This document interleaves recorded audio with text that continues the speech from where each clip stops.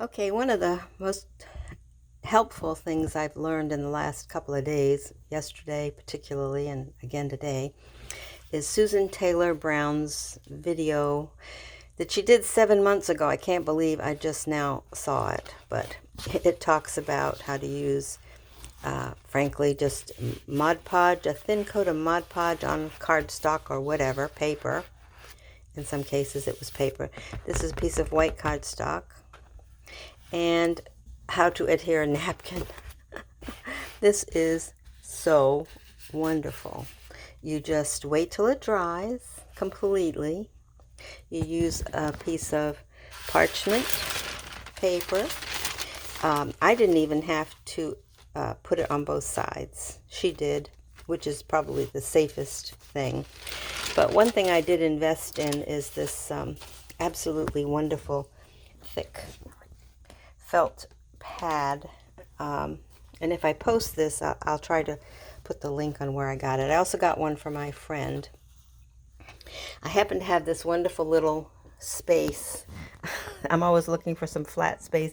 This is in a guest bedroom, and it's a window seat that I had done covering for a long time ago. We've been here for 22 years, 23 years, I believe. Anyway, so it's like a perfect little workspace for my iron. I can plug my iron in, use this instead of an ironing board, use this wonderful felt pad.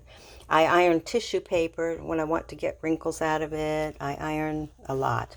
So now I've got this iron sitting here. I'm not even going to put it away. And I've been trying this application. Now I have to admit, I spent a lot of time and struggled with using napkins for cards, and I used the method of the saran wrap, or the plastic wrap. Well, that comes undone after a while. This feels like it's on there permanently. If I cut this up, I could easily use it as a card. And I've got some more experiments I want to try. But last night I couldn't wait. I thought the Mod Podge was going to take a long time to dry, but it didn't. This is just a book page with my pretty little goose Canadian geese, I guess, is napkin, which I love. I will say I had an immediate fail, because in my mind, which is so silly because now I know better, and I should have known better to begin with. When I did this one, I put it with freezer paper. Well, of course, the freezer paper stuck to the imprint. So that's why I got this gray business here. It did turn out kind of grungy when I was able to take this paper off. I was lucky to get it all off, actually, but I still ended up with a very useful piece of work. And the second one I did, I did much better. I have this lovely napkin of these beautiful critters, and look how gorgeous they look on a dictionary page. Yeah, and the sheer napkin. I had a couple of pieces where I didn't have anything, so I just stuck this on there. I can either Mod Podge it down or cut it. I just wanted to see. I didn't want to have any.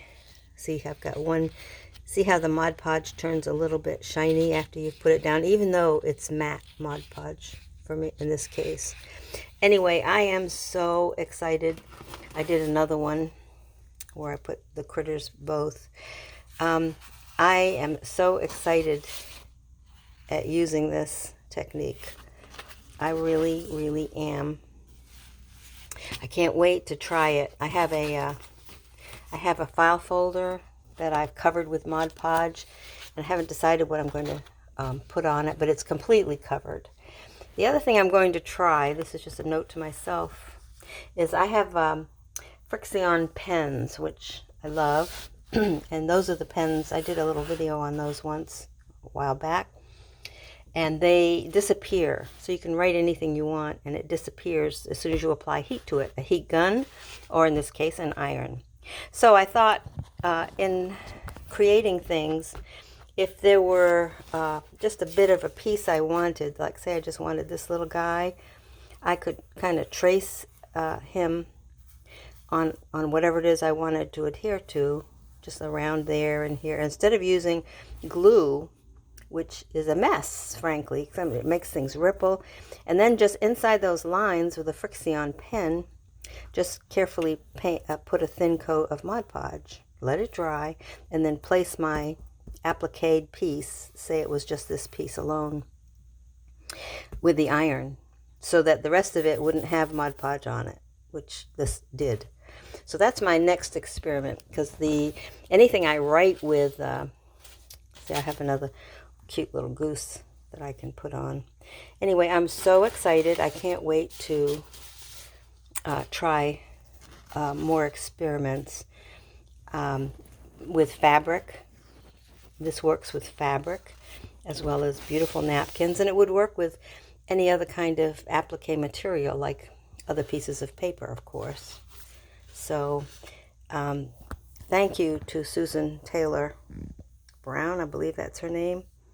Hold on.